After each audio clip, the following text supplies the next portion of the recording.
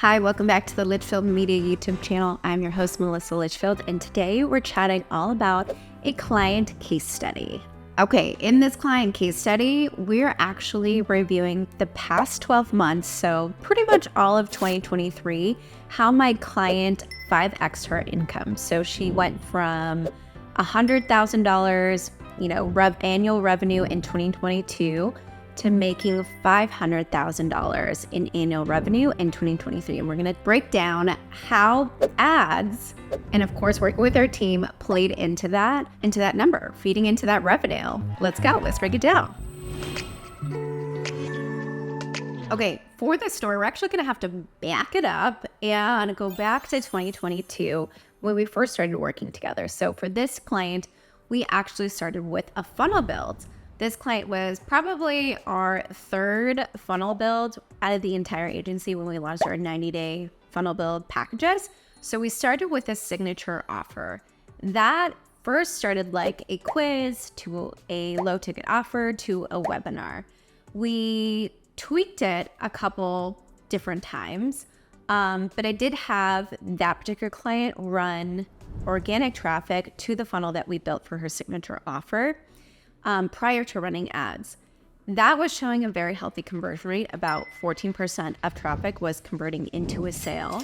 So we decided to run ads to it. So we started running ads to the quiz first. And we wanted to see, of course, how ad traffic played into those conversion rates from quiz to low ticket offer to webinar. After running ads to that particular signature funnel, right? So top of funnel, middle of funnel, and bottom of funnel, we realized that we really were just shooting ourselves in the foot, and the funnel itself was kind of closed off. So like one action had to kind of like create a domino effect to trigger the rest of the actions for them to even see the potential webinar to register for it. So what we next and decided to do is open up the funnel, make it easier for people to see the webinar offer, specifically two different segments in our audience. We wanted to show them the webinar. So with those specific little tweaks, we were able to start seeing conversions come in through that particular funnel for evergreen ads. Evergreen ads pretty much just means that like this particular offer that we're running ads to is evergreen. It's ever enrolling. You can always buy into it at a certain point in the funnel, once the lead enters. Okay, so once we started running traffic to the ads, we were also preparing for a February 2023 launch for the client. And this was actually my client's first time ever live launching. So that means she's never done a webinar before. So we kind of had to prep her for that, but it brought in a $20,000 cash injection, and hats off to my client because there was a lot of personal issues happening during that time, but slayed that launch, and it did bring in a $20K cash injection. She almost didn't believe me. When she finally saw the numbers come in, she was like, Melissa, you're right. This was a $20K cash injection. So that was pretty much February. Okay, so the refining process of that evergreen funnel continued over the course of the summer, which brought us up to the next iteration of the live launch that my client did, and that happened in August. So that second iteration, the launch, was probably the best one yet, and that brought in a little over $80,000 in banked and booked revenue. So a little over $80,000 in banked and booked revenue combined. What does banked and booked revenue actually mean? Sometimes you might hear it as like cash, right? Sales is like, or sometimes people call sales like contracted sales as payments to come. And that's what I classify as booked revenue. So the banked is literally in your hands. You bank that money. It's cash in hand. But if anyone's on some sort of like payment plan or a membership where there's a series of additional payments that need to be made, the rest of that future revenue is considered booked.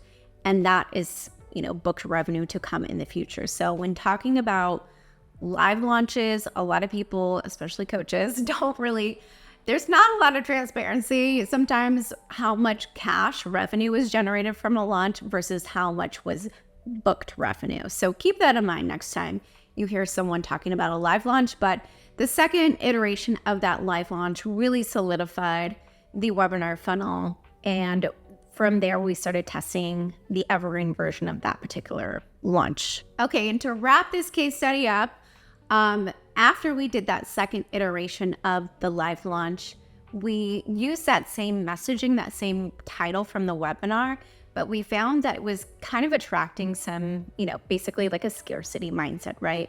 So we didn't want to be scraping from the bottom of the barrel. So we revamped the webinar title, and we're actually gearing up for another live launch this month, January 2024. So we're going to do it all again. And I say this to tell you that when you have a solidified product that actually converts and generates sales, it's not always like a set it and forget it type of thing. Sometimes there is a lot of refining and tweaking in this process in order to get the conversions to be consistent. So keep that in mind. Keep that in mind if you're aiming to go evergreen or push more money into, an evergreen funnel and have passive sales. It always takes some sort of effort, whether it's paid, not paid, but like you have to get that traffic somehow, and it's not always as easy as they make it out to be.